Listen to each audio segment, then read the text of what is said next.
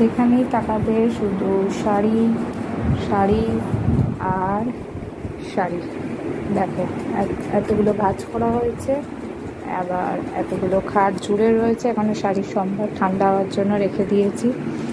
Fan চালিয়ে 2 স্পিডে fan চালিয়ে একবার রোদ্দুর দিয়েছি, আবার সেটাকে ঠান্ডা করতে হবে করে এখন সব ঠান্ডা হলে যেগুলো ঠান্ডা হচ্ছে ভাঁজ করে করে রাখছি। এখনও ছাদে মনে হাড়ে রয়েছে এত শাড়ি।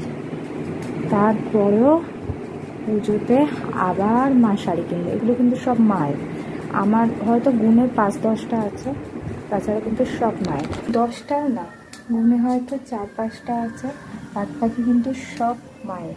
এত শাড়ি আবার বলে যাচ্ছে শাড়ি কিনতে হবে, আর শাড়ি দেবো না। পুজো বলেছি, বাবা বলেছে আর একটাও শাড়ি দেওয়া হবে না। তারা মা আসলে ফিরে আসছি।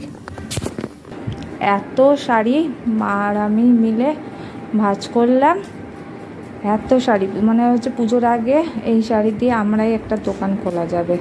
সব এই শাড়ি আছে, সব রকম শাড়ি আছে, ঢাকাই থেকে শুরু করে বঙ্কাই, তারপর কাঞ্জিবরণ, পিওর সিল্ক, সব রকম। তারপর এমনি শাড়ি, হ্যাঁ আবার মাও বলছে ছাপা, সব রকম শাড়ি আছে। তাহলে সব রকম শাড়ি আছে যখন, এবার পুজোয় শাড়ি নেবে না তো?